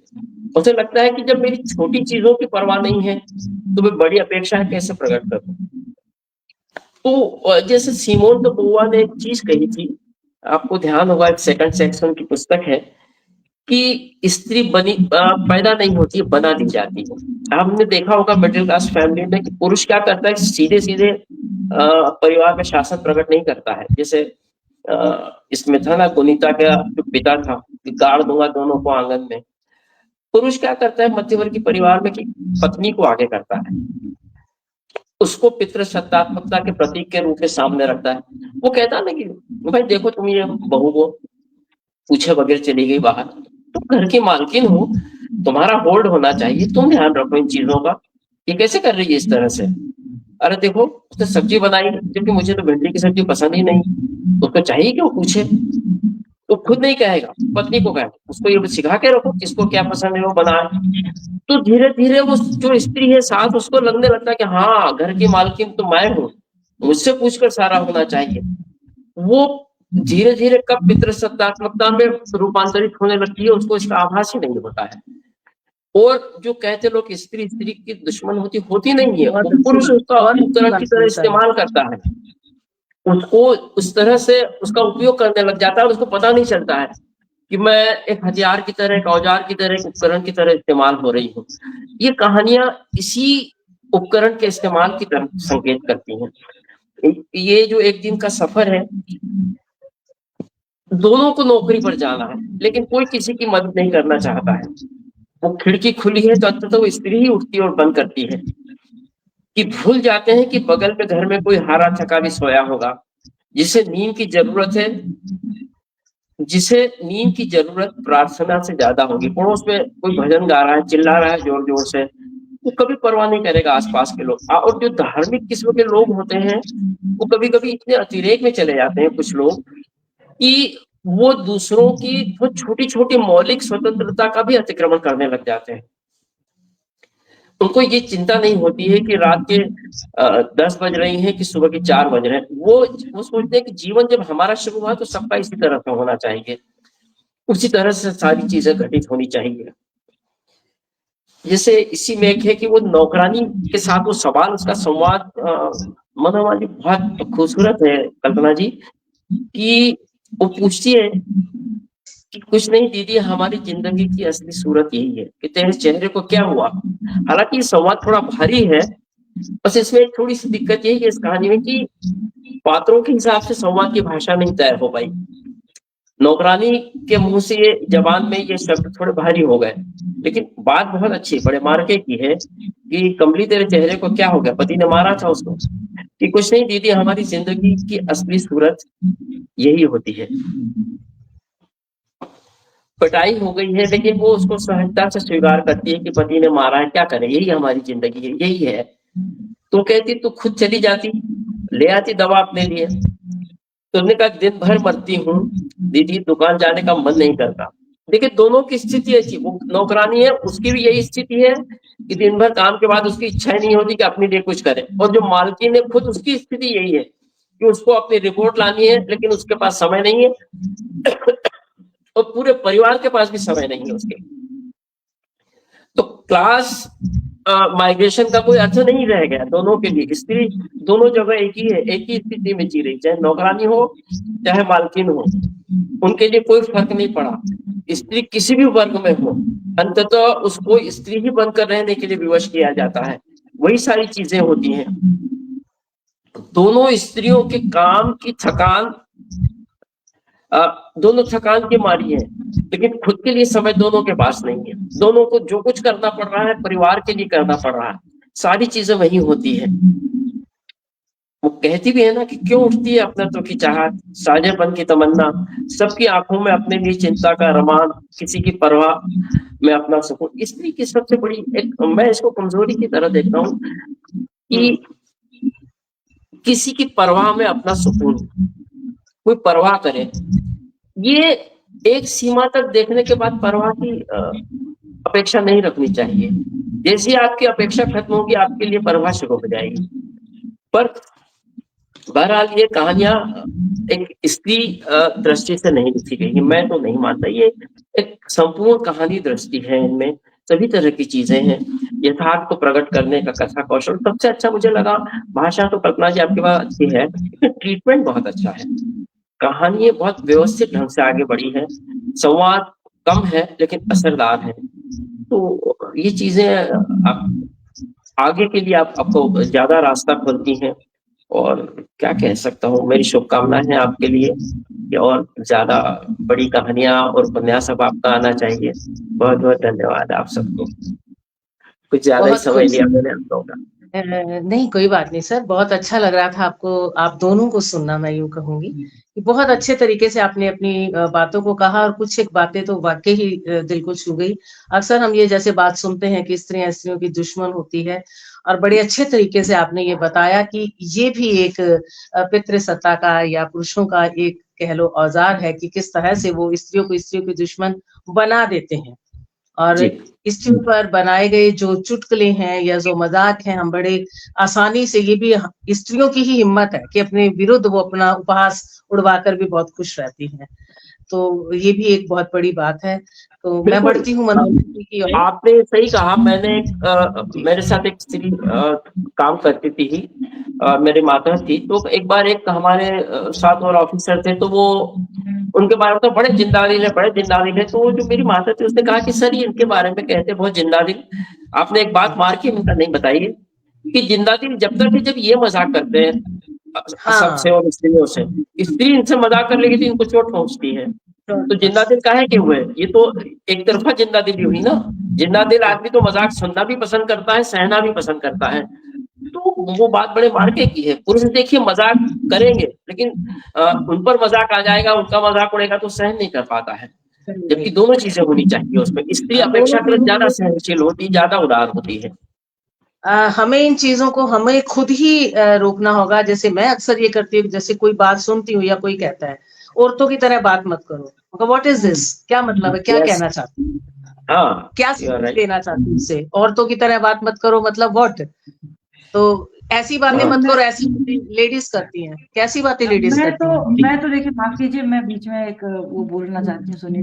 मैं ये मानती हूँ स्त्री होना सौभाग्य की बात है। बिल्कुल स्त्री के सौभाग्य पास की। जितना कलेजा है वो उतना पुरुष के पास हो नहीं नहीं हो सकता। सकता। और इस अगर ये समझे कि पुरुष अगर स्त्रियों पर चुटकुले बनाकर प्रसन्न होते हैं और स्त्री सब समझती है, मगर कई चीजें वो ये सोचकर कि छोड़ो हटाओ, इनके पास इतना ही है मनोरंजन का साधन, इतनी ही इनके पास बुद्धि है कि ये अगर स्त्री का मजाक कर रहे हैं तो ये नहीं समझ रहे हैं कि स्त्री मेरी माँ भी है, स्त्री मेरी पत्नी भी है, स्त्री मेरी बेटी भी है, स्त्री मेरी बहू भी है, लेकिन हम स्त्री लोग मेरी वहाँ प्रिया रिएक्ट भी है। करते हैं इन सारी जैसे चीजों को ना समझते हुए अगर वो स्त्रियों पर इस प्रकार के चुटकुले बना, स्त्री ये सब समझती है, लेकिन कई चीजों में वो बड़ी बुद्धिमानी से, बड़ी विद्वता का परिचय देते हुए एकदम शांत रहती है, क्योंकि उसको मालूम है कि कुछ क्षेत्र में हस्तक्षेप करना बेकार है। तो ये बेकार मेरा है। मानना है और मैं हमेशा इस चीज को बहुत बताना ही एप्रिशिएट नहीं करती हूँ कि चाहिए। स्त्री होना एक अच्छी बात है, लेकिन स्त्रियों का शोषण बहुत सोच समझकर और जान लगाकर करती हैं। ये मेरा अपना व्यक्तिगत जीवन के अनुभव में भी मैंने देखा है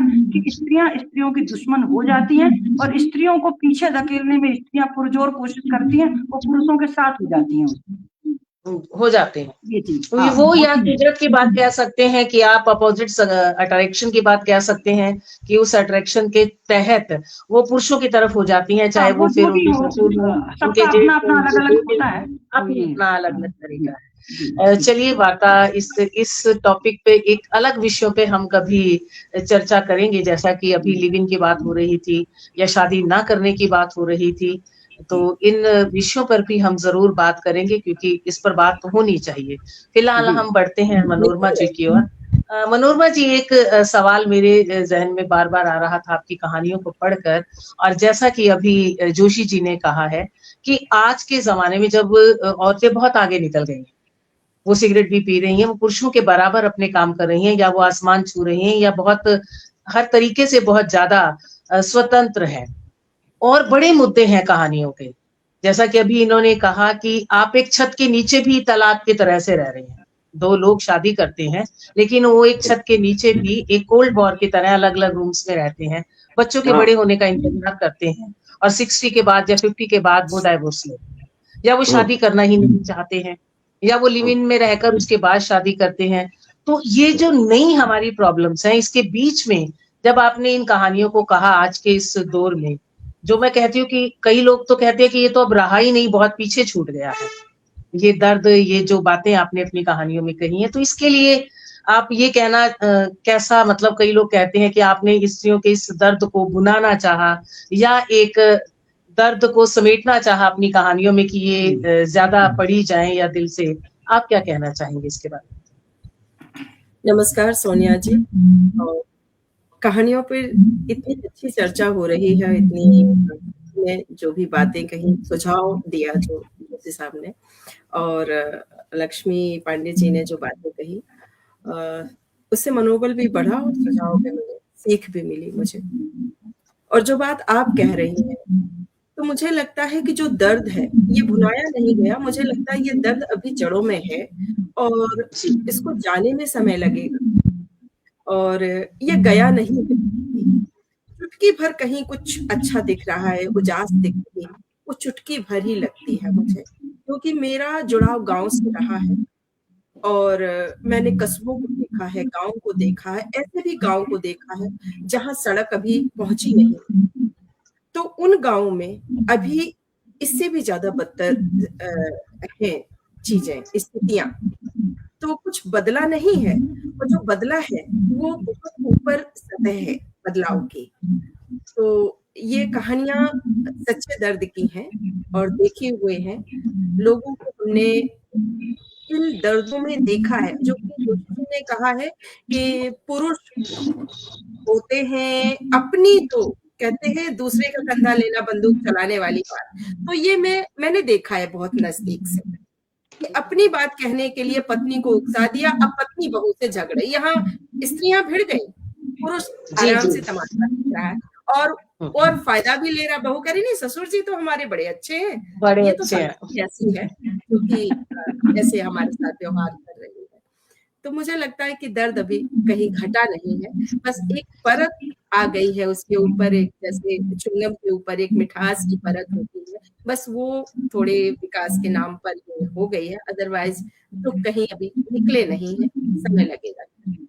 नहीं, वो बात आपकी बिल्कुल ठीक है मनोरमा जी, लेकिन मैं भी ऐसे ही लोगों के बीच में काम करती हूँ, बिल्कुल आपकी हर कहानी में सच है। फिलहाल ही में मैं ट्रेन से सफर कर रही थी, तो कोई बारात उस ट्रेन में जा रही थी, तो मतलब मैक्सिमम लोग उस फैमिली के थे, अच्छी फैमिली थी। तो पीछे बच्चियां जैसे हम लोग खेलते थे तो वो खेल रही थी घर घर। तो जैसा कि अभी आपने ये प्रेग्नेंट गुड़िया वाली बात की, उन बच्चों की मैंने चर्चा सुनी उनसे आगे, तो वो एबॉर्शन कर रही थी। उनमें से एक डॉक्टर बनी हुई है, एक अपना वो चेकअप करा के आती है बच्ची, और वो बोलती है कि इसके तो फिर से बेटी है, तो वो डॉक्टर आती है तो चलिए मैं इसका एबॉर्शन करती हूँ। और मैं बड़ी हैरान थी कि इन्होंने ये बातें इन बच्चों ने कहीं तो सुनी है, तभी उन्हें ये बात पता है कि अगर तीसरा हमने बेटी होने वाली है तो हम उसे अबॉर्ट करें, तो वो डॉक्टर बन के उसका एबॉर्शन करती है। मुझे लगता है विकास हुआ है, मगर एक विकृति के साथ, जो आप अभी बता रही हैं ना, विकास अभी भी है मगर एक विकृति के साथ हो रहा है। चाहे डॉक्टर हूँ, चाहे आईएएस ऑफिसर हूँ, जो औरत आज के समय में कितनी भी हाईली पोस्टेड है, जैसा कि अभी एक आपकी कहानी में है कि वही स्थिति मेड की है और वही स्थिति उसकी मालकिन की है, ऐसी एक कहानी इसी स्थिति की कुछ कही थी। तो बिल्कुल सही कह रही हैं आप। बटा नहीं है यहाँ पर सोनिया जी, और आज के माता पिता की समस्या ज्यादा लगती है मुझे, ज्यादा। मेरे माता पिता को दर्द ये था कि बच्चे सुरक्षित रहें, और उनको नाम की चिंता थी, ये कि उनका नाम खराब ना हो जाए, लड़की है बिगड़ ना जाए, आगे इनकी परिधियां टाइट करे, माँ उसको रखवाली करे। मुझे लगता है कि आज के माता पिता इससे कहीं ज्यादा परेशान हैं और कहीं ज्यादा। तो मुझे लगता है चिंता विकास के साथ बढ़ी और है माता पिता की। आज तो ये मोबाइल हाथों में आ गए हैं, समय से, जैसे कि लक्ष्मी जी ने कहा है कि समय से पहले बचपन चला जा रहा है, ये अच्छी निशानियां नहीं है।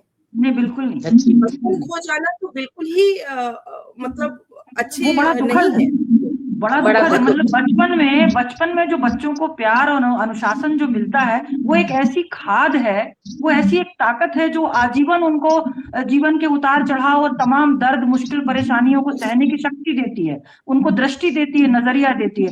लेकिन आप बचपन में उनसे वो सब चीज के एक मैच्योरिटी उनके अंदर दे रहे हैं, मैच्योर बना दे रहे हैं, तो वो चीज गलत है। तो आजकल के बच्चों में मैम धैर्य नहीं है, संयम नहीं है, और रिश्तों की जो बात हम कह रहे हैं कि जुड़ने से पहले टूटने की बात, वो उनके अंदर समर्पण और निष्ठा की भावना नहीं है। अलग तरह से परिभाषित करते हैं रिश्तों को अलग तरह से परिभाषित करते हैं। उनके लिए रिश्ते भी एक प्रकार का लेन देन या व्यवसाय का स्वरूप है कि आप मेरे लिए इतना करेंगे तो मैं आपके लिए इतना करूंगी, ऐसा है। इसके साथ साथ बस यही है कि किसी को किसी की जरूरत नहीं है, हर कोई अपनी तरह से फिलहाल। और सबसे बड़ी बात ये है कि मैंने उन ऐसी भी स्त्रियों को देखा है जो बेचारीपन का भी एक लिहाफ ओढ़े रहती हैं और अंदर अंदर वो अपने तमाम काम करती हैं। और उन स्त्रियों को भी देखा है जो हर हालत में टूटी हुई है, लेकिन वो खड़ी होना चाहती हैं, है ना। और वो भी स्त्रियां हैं जो चाहती हैं कि हम खड़ी हो जाए, लेकिन हो नहीं पाती हैं क्योंकि व्यवस्थाएं ऐसी हैं उनके चारों ओर। तो मैंने इन तमाम प्रकार की स्त्रियों को देखा, और आज की स्त्री को भी देख रही हूँ जो विकसित हो रही है, जो आगे बढ़ रही है, निरंतर आगे जा रही है, उनके भी बहुत सारे संघर्ष हैं, उनको भी देख रही हूँ। तो ये सारी कहानियां मुझे लगता है हमारे समाज में है, अभी भी सुधार की बहुत जरूरत है, और हर सुधार स्त्री से ही शुरू होता है। मुझे लगता ऐसा मैं मानती हूँ कि वो केंद्र में है तो उसकी भूमिकाएं बहुत गहरी हैं, और वो पुरुष की बातों को समझे, वो अपने पति की बातों को समझे, वो चाहे बच्चों के लिए भड़का रहा हो, चाहे बहू के लिए, चाहे बच्चों को कुछ भी नहीं कहेगा, अरे बेटा ठीक है बहुत अच्छा, लेकिन पत्नी से और बात कहेगा, इस पे जरा नजर रखना, टेढ़ी नजर रखना, फलानी जगह जा। अरे भाई आप क्यों नहीं कह रहे हो, आप कहो ना, आगे बढ़े, जिम्मेदारी लो ना। बच्चे शादी लायक हो गए तो कहेंगे अब फलाना रिश्ता आ रहा था, देख लो, पूछ लो। अरे भाई, आप भी तो पिता हो, आप भी पूछो, आगे आओ, बैठो, बात करो।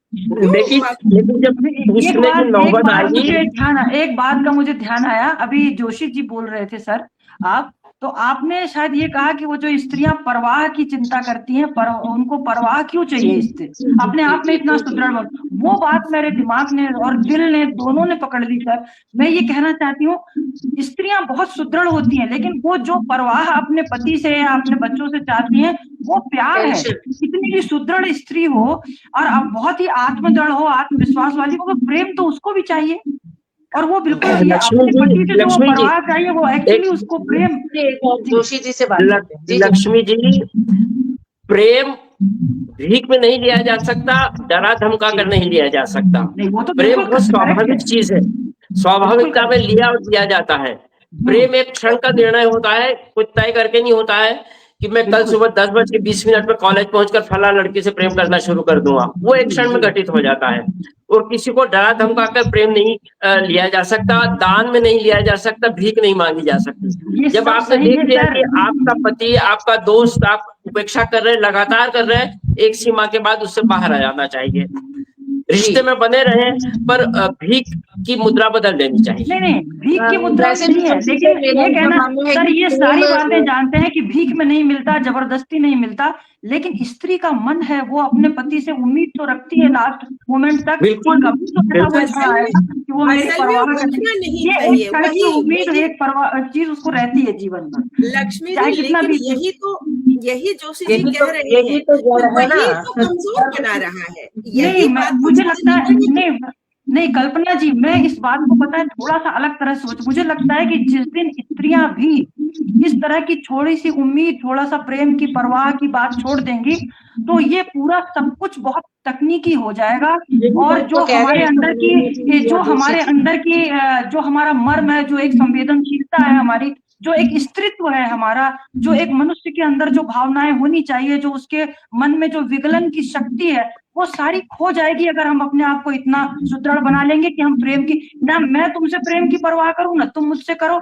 ये एक ऐसी दुनिया हो जाएगी जो रहने लायक नहीं रहेगी सर। ये जो छोटी छोटी सी उम्मीदें हैं, सुनिए, समझिए, मतलब मेरी बातों को उस तरह से समझिए कि एक स्त्री के अंदर या किसी भी पुरुष या स्त्री के अंदर अगर वो छोटी सी उम्मीद, छोटी सी आशा, छोटे से सपने एक दूसरे के प्रति बचते हैं प्रेम के, तभी तक ये दुनिया रहने लायक है।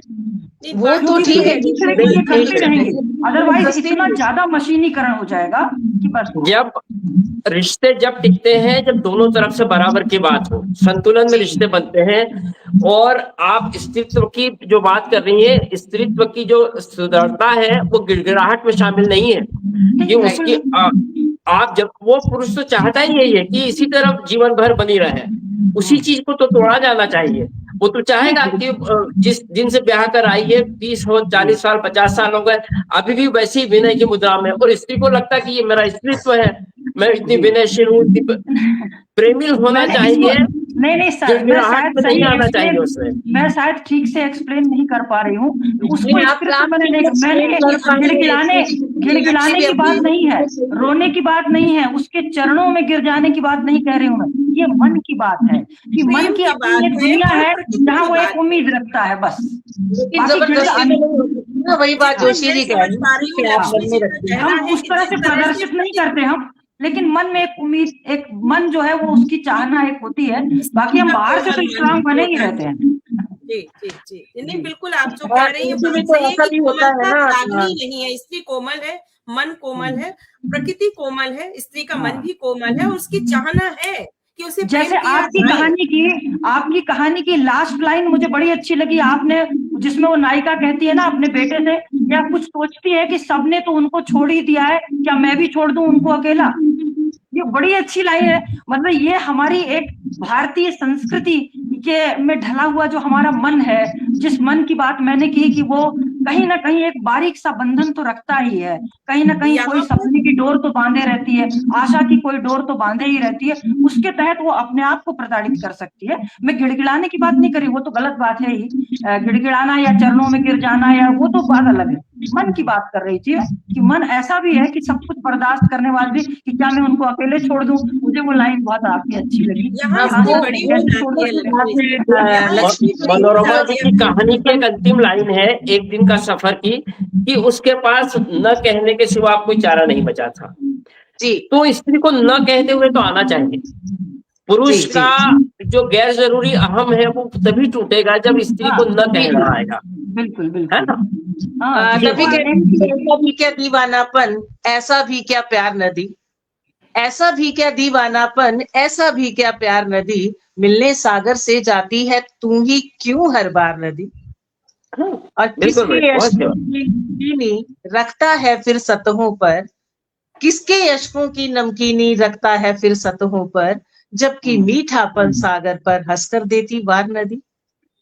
तो ये तो बातें हैं ही, और इतनी सी सीमा है सोनम फिर भी हाँ। क्यों इतराता है, इतनी सी सीमा है सोनम फिर भी क्यों इतराता है, सागर के इस पार नदी है, सागर के उस पार नदी। बहुत अच्छा। तो पुरुष को भी अच्छे से इस बात का पता है कि दोनों तरफ उसके नदी है, तभी वो कहा जा सकता है। ये सारी बातें बिल्कुल सत्य हैं, लेकिन कुछ हद तक जो मैं आप सबसे छोटी हूँ हर तरह से, साहित्य में भी मैं अभी सीख रही हूँ आप सभी को पढ़ के। लेकिन मैं ये मानती हूँ कि प्रेम और रिश्ता निभाना, ये दोनों चीजें भी अपने आप में अलग हो जाती हैं। हमारी संस्कृति, हमारी सभ्यता बेशक हमें जिन रिश्तों में बांध देती है, हम उन्हें निभाते हैं दोनों तरफ से, पुरुष भी और स्त्री भी। और ये बड़ी अच्छी बात है कि हम उसे अंत तक निभाते हैं। लेकिन उस रिश्ते में ये सोचकर कि कोई पूर्ण नहीं होता, हम एक ये दूसरे को जरूर एडजस्ट करते प्रेम की भी, हाँ, रिश्ते नित्य और नित्य रहने चाहिए, तभी हमारी ये जो समाज है वो आगे चल पाएगा। तो यही मुझे लगता है हम अपनी बात को, हमें आज की इस बात को, वार्ता को समाप्त करना चाहिए। और जितना इन कहानियों पे बात हुई और जितना हम लोगों ने स्त्री पर विमर्श किया, तो मेरे जहन में यही आता है कि हमें इस जंगल के भीतर ही मरना है। न हम तोड़ सकते हैं ये मोटी सलाखें, न हम फांद पाएंगे ये ऊंची दीवारें, पर घुटनों में मुंह छुपा के सिसकते हुए नहीं मरना, दामन में मुंह छुपा के सुबकते हुए नहीं मरना। जोर से चिल्लाओ, अपनी मुट्ठियां लहराओ और सबको बताओ कि हमने अपनी स्थिति को नियति नहीं स्वीकारा है, कि हमने अपनी स्थिति को नियति नहीं स्वीकारा है। तो ये नियति हम ही बदल सकते हैं, और इस तरह से ये लेखन चलता रहेगा, ये कहानियां जब हम पढ़ेंगे तो समाज के अंदर निश्चित रूप से कहीं ना कहीं बदलाव आएगा और आना चाहिए। तो आपको बहुत बहुत सभी को शुभकामनाएं। बहुत अच्छा लगा सभी को सुनकर, और बहुत खूबसूरत रही ये चर्चा। जितने भी लोग हमारे साथ बने रहे, बहुत धन्यवाद। और मैं मंच और मंजुला जी का बहुत आभार, जो उन्होंने इस आयोजन का प्रारूप बनाया और आज ये सफलता से ये आयोजन पूरा हुआ। और जोशी सर, आपकी तबीयत खराब थी, आपने समय निकाला और आपने खराब गले होने के बावजूद भी अपनी बात पूरी ईमानदारी से रखी। लक्ष्मी जी, आपने भी अपनी यहाँ पर समय निकाल कर आई। इतनी व्यस्तताएं हैं इनके पास, कभी देश में कभी विदेश में, सब घूमना है, जाना है, कॉलेजेस, ये वो सब कुछ के बाद भी एक दिन के सफर के लिए आप सबने समय निकाला, इसके लिए मैं दिल से शुक्रिया अदा करती हूँ। सोनिया जी, आपने बहुत अच्छा संचालन किया, सच में अच्छा संचालन होके आपको सुनती जा रही थी, और आप सबने मेरे लेखन के लिए, मेरे कलम के लिए सुझाव दिए, जो सराहना की, उसके लिए आभारी हूँ। बहुत बहुत धन्यवाद। आप सभी का बहुत बहुत आभार। और निश्चित रूप से आप दोनों से, लक्ष्मी जी से और जोशी जी से, हम 1 to 1 एक बार जरूर, साक्षात्कार शब्द तो मैं बिल्कुल नहीं कहती हूँ, क्योंकि मैं उस काबिल नहीं हूँ कि आपका साक्षात्कार कर सकूं। आपसे बातचीत करेंगे, आपके बारे में चर्चा करेंगे जरूर किसी दिन। सादर नमस्कार, शुभ रात्रि। शुभ रात्रि।